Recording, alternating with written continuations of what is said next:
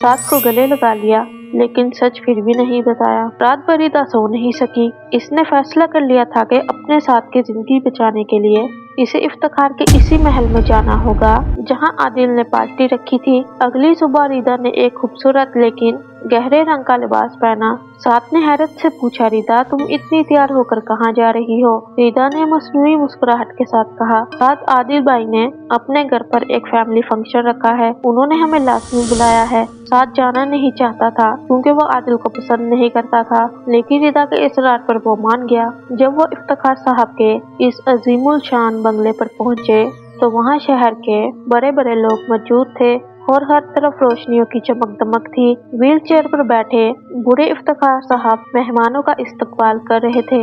आदिल इनके बिल्कुल पीछे एक फाथाना मुस्कुराहट के साथ खड़ा था। आदिल ने जैसे ही रिदा और साद को देखा, इसकी आंखें चमक उठी। वो आगे बढ़ा और साद से हाथ मिलाते हुए बोला, खुश आमदीद साद भाई, मुझे खुशी हुई कि आप मेरी दावत पर आए। रिदा की नजरें हॉल के अंधेरे कोनों और खिड़कियों पर थी। वो बिलाल को ढूंढ रही थी क्योंकि वो जानती थी कि बिलाल अपना वादा पूरा करने के लिए यहाँ जरूर मौजूद होगा। पार्टी अपने अरूज पर थी कि अचानक हॉल के स्पीकर से एक अजीब सी चिड़चिड़ाहट की आवाज आई। गाने बंद हो गए और पूरे हॉल में एक गहरी खामोशी छा गई। आदिल ने गुस्से से गार्ड को इशारा किया कि साउंड सिस्टम चेक करे, लेकिन इसी लम्हे स्पीकर से किसी के हंसने की आवाज गूंजी। वो बिलाल की आवाज थी।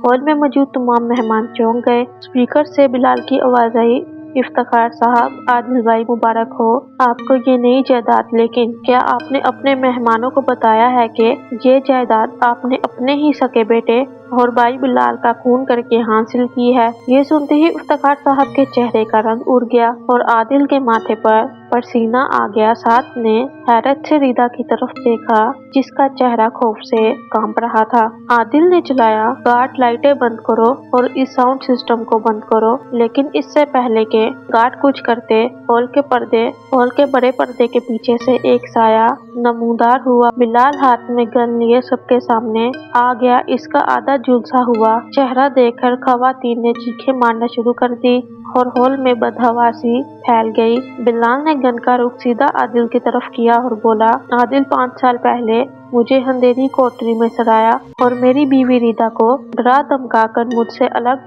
किया। आज मैं तुम्हारा ये खेल हमेशा के लिए खत्म होने वाला है। आदिल ने अपने गार्ड को गोली चलाने का इशारा किया, लेकिन बिलाल के साथ इसके कुछ वफादार साथी भी हॉल के अंदर दाखिल हो चुके थे, जिन्होंने गार्ड को वही दबोच लिया। साथ ने रिदा का हाथ पकड़ा और इसे एक सतून के पीछे छुपाने की कोशिश की, लेकिन बिलाल की नजर इन पर पड़ गई।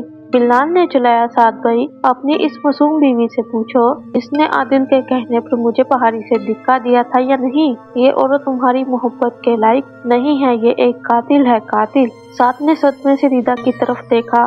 रिदा, क्या ये सच कह रहा है? रिदा ने रोते हुए सर हिलाया, नहीं साद, ये झूठ है। आदिल ने मुझे मजबूर किया था। अगर मैं वो कागजात साइन न करती तो वो मेरे माँ बाप को मार देता।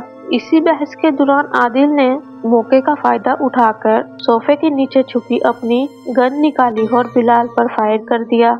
हॉल गोली की आवाज से गूंज उठा और हर तरफ अफरा तफरी मच गई।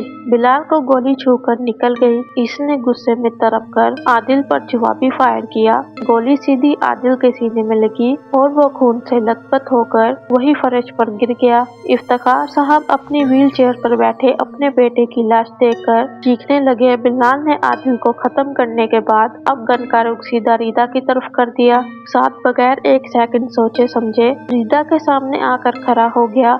बिलाल, अगर रिदा को मारना है तो पहली गोली मेरे सीने से गुजरेगी। बिलाल ने साथ की आंखों में रिदा के लिए सच्ची और बेलौस मोहब्बत देखी तो इसके हाथ एक लम्हे के लिए कांप गए। बाहर से पुलिस की गाड़ियों के सायरन गूंजने लगे। बिलाल के साथियों ने इसे खींचा। बिलाल भाई, पुलिस आ गई है, यहाँ से भागो। बिलाल ने दांत पीसते हुए साथ से कहा, आज ये बच गई साथ, लेकिन याद रखना इस औरत का माजी तुम्हारी जिंदगी भी निकल जाएगा। बिलाल अपने साथियों के साथ पिछले दरवाजे से फरार हो गया, जबकि आदिल अस्पताल पहुंचने से पहले ही दम तोड़ चुका था और इफ्तिखार साहब सदमे से मफलूज होकर रह गए। इसी होलनाक रात के बाद कहानी ने एक नया रुख इख्तियार किया। आदिल की मौत के बाद इफ्तिखार साहब बिल्कुल अकेले और लाचार हो चुके थे। इनकी देखभाल करने वाला कोई नहीं था। अगर ये कहानी आपके दिल को छू गई हो तो वीडियो को लाइक जरूर करें। ऐसी ही मज़ीद दिलचस्प कहानियों के लिए चैनल पर विजिट करें और सब्सक्राइब करना ना भूलें। अगली वीडियो तक के लिए अल्लाह हाफिज।